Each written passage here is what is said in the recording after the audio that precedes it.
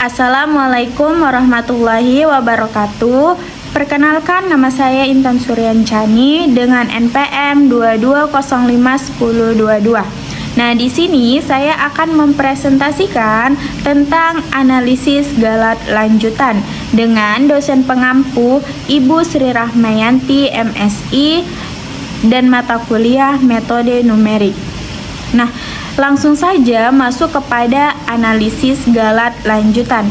Jadi, dalam bagian ini kita akan membahas lebih lanjut tentang analisis galat dalam pengukuran, termasuk definisi, jenis-jenis, sumber, faktor yang mempengaruhi, serta metode evaluasinya. Lalu yang kedua, ada tipe galat dalam pengukuran. Jadi tipe galat dalam pengukuran ini ada 3. Yang pertama ada galat sistematis. Galat sistematis adalah galat yang konsisten dan dapat diprediksi seperti kesalahan kalibrasi alat atau kesalahan bacaan. Lalu yang kedua ada galat acak. Nah, galat acak adalah galat yang tidak dapat diprediksi seperti fluktuasi lingkungan atau variasi proses. Yang ketiga, ada galat kasar. Galat kasar adalah galat yang disebabkan oleh kesalahan manusia seperti pembacaan yang keliru atau kesalahan prosedur. Nah, lanjut ke sumber galat acak. Nah, di sumber galat acak ini ada 4. Yang pertama ada fluktuasi suhu. Fluktuasi suhu yaitu suhu lingkungan yang tidak dapat terkontrol dapat menyebabkan variasi dalam pengukuran. Yang kedua ada getaran. Nah, getaran itu adalah getaran dari mesin atau lingkungan sekitar dapat mempengaruhi keakuratan pengukuran. Lalu yang ketiga ada elektrostatis. Nah, elektrostatis ini adalah muatan listrik statis dapat mengganggu pembacaan alat ukur elektronik. Nah, yang keempat ada kesalahan pembacaan. Kesalahan pembacaan ini adalah kesalahan manusia dalam membaca skala atau alat ukur juga dapat menyebabkan galat acak. Lanjut, ada faktor yang mempengaruhi galat. Nah, di sini juga ada 4 faktor yang mempengaruhi galat. Yang pertama ada kualitas alat ukur. Jadi, kualitas alat ukur yang mempengaruhi galat adalah keakuratan, resolusi, dan presisi alat ukur mempengaruhi besarnya galat yang muncul. Lalu yang kedua ada prosedur pengukuran. Nah, kesalahan pada prosedur pengukuran ini, kesalahan dalam mengikuti prosedur dapat menyebabkan galat yang signifikan. Lalu yang ketiga ada lingkungan pengukuran. Nah, di lingkungan pengukuran ini, faktor lingkungan seperti suhu, kelembaban, dan getaran dapat mempengaruhi pengukuran. Lalu yang keempat ada kemampuan pengamat. Nah, kemampuan pengamat ini, keterampilan dan pengalaman pengamat juga berkontribusi pada akurasi pengukuran. Lanjut kepada metode evaluasi galat. Di sini juga ada 4 metode evaluasi galat. Yang pertama ada analisis statistik. Analisis statistik menghitung nilai rata-rata, deviasi standar, dan interval kepercayaan untuk mengevaluasi galat. Yang kedua ada kalibrasi. Nah, kalibrasi itu adalah memeriksa dan menyesuaikan alat ukur untuk memberikan hasil yang akurat. Lalu yang ketiga ada analisis ketidakpastian. Analisis ketidakpastian juga menentukan sumber-sumber galat dan menghitung ketidakpastian total pengukuran. Lalu yang keempat ada kontrol kualitas. Nah, kontrol kualitas ini menerapkan prosedur dan praktik terbaik untuk meminimalisir galat pengukuran. Baik, lanjut kita akan masuk kepada studi kasus dalam analisis galat dalam kehidupan. Yang pertama yaitu ada pengukuran berat badan. Galat dalam pengukuran berat badan dapat disebabkan oleh posisi penimbangan yang tidak tepat atau kalibrasi timbangan yang kurang akurat. Yang kedua, ada pengukuran suhu tubuh. Nah, jadi di dalam pengukuran suhu tubuh ini dapat disebabkan oleh posisi termometer yang tidak tepat atau kondisi lingkungan yang tidak stabil. Yang ketiga, ada pengukuran tekanan darah. Nah, di dalam pengukuran tekanan darah ini dapat disebabkan oleh posisi lengan yang tidak benar ataupun mangset yang tidak pas. Nah, di dalam galat lanjutan ini ada kesimpulan dan saran. Kesimpulannya yaitu analisis galat sangat penting dalam pengukuran ilmiah untuk memahami keakuratan dan ketidakpastian hasil. Sarannya, perhatikan kualitas alat ukur, ikuti prosedur dengan benar, dan evaluasi galat secara berkala untuk meningkatkan akurasi pengukuran. Baiklah, di sini saya akan memberikan satu contoh soal tentang galat lanjutan.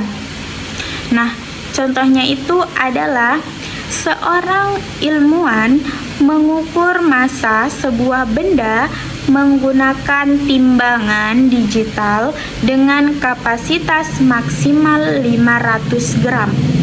Ia melakukan 5 kali pengukuran dan mendapatkan hasil sebagai berikut. Nah, jadi seorang ilmuwan itu mendapatkan 5 pengukuran. Pengukuran yang pertama ada 249,6. Pengukuran yang kedua ada 249,8. Pengukuran yang ketiga ada 249,7. Pengukuran yang keempat ada 249,5. Lalu pengukuran kelima atau pengukuran terakhir ada 259,0. Namun, setelah dicek, ditemukan bahwa timbangan milik bias sistematis sebesar 0,5 gram atau hasil selalu lebih besar 0,5 gram dari nilai sebenarnya. Nilai massa sebenarnya diharapkan konsisten di sekitar 249,5 gram. Jadi pertanyaannya, identifikasi galat kasar dalam pengukuran. Yang kedua, hitung galat sistematis pada pengukuran. Yang ketiga, hitung galat acak untuk data pengukuran atau kecuali data galat kasar. Nah, di sini ada penyelesaiannya.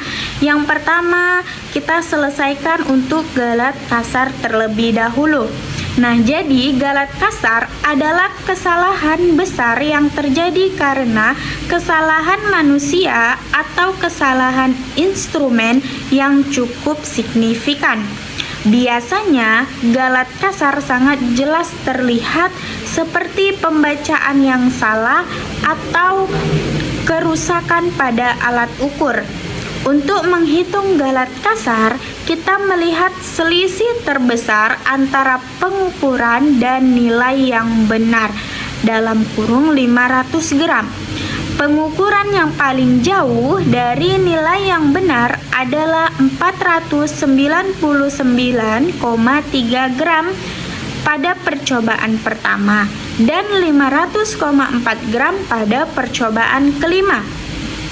Hitung galat kasar untuk pengukuran 499,3 gram. Galat kasar sama dengan 499,3 dikurang 500 sama dengan 0,7 gram. Hitung galat kasar untuk pengukuran 500,4 gram. Jadi sama seperti galat kasar yang awal, kita tinggal mengurangkan saja, yaitu galat kasar sama dengan 500,4 dikurang 500 sama dengan 0,4 gram. Lanjut pada jawaban yang kedua, yaitu galat acak. Nah, galat acak adalah variasi dalam hasil pengukuran yang terjadi karena faktor-faktor acak yang tidak dapat diprediksi, seperti fluktuasi lingkungan, ketidaktepatan pembacaan, atau perbedaan kecil dalam cara pengukuran. Untuk menghitung galat acak, kita menggunakan simpangan baku dari hasil pengukuran yang menunjukkan seberapa besar penyebaran data terhadap rata-rata. Jadi langkah-langkah pertama dalam menghitung selisih setiap pengukuran dengan rata-rata pengukuran, kemudian kuadratnya hasilnya, yaitu X1 dikurang X kuadrat dikuadratkan sama dengan 499 dikurang 0,3 dikurang 499,86 tutup kurung dikuadratkan sama dengan dalam kurung min 56 kuadrat ditutup kurung sama dengan 0,3136. Nah, yang kedua, X2 dikurang X dikuadratkan sama dengan 499,5 dikurang 499,86 tutup kurung dikuadratkan dikurang sama dengan dalam kurung min 0,36 tutup kurung kuadrat sama dengan 0,1296. Yang ketiga, dalam kurung X pangkat X3 dikurang X tutup kurung dikuadratkan dikurang 500,1 dikurang 499,86 tutup kurung dikuadratkan dikurang 0 sama dengan dalam kurung 0,24 kuadrat sama dengan 0,0576. Nah, jadi begitulah seterusnya untuk mencari galat acak. Baik, lanjut kita kepada penyelesaian galat acak yang tadi sudah kita cari. Jadi kita totalkan semua nilai kuadrat selisihnya, yaitu jumlah sama dengan 0,3136 ditambah 0,1296 ditambah 0,0576 ditambah 0,0196 ditambah 0,2916 sama dengan 0,812. Jadi sekarang kita hitung variansi dengan rumus kuadrat sama dengan jumlah dibagi N dikurang 1 sama dengan 0,812 dibagi 5 dikurang 1 sama dengan 0,812 dibagi 4 sama dengan 0,203. Nah, Terakhir, hitung simpangan baku atau galat acak. Oke, jadi yang hitung variansi dengan rumus ini itu namanya galat simpangan baku ya.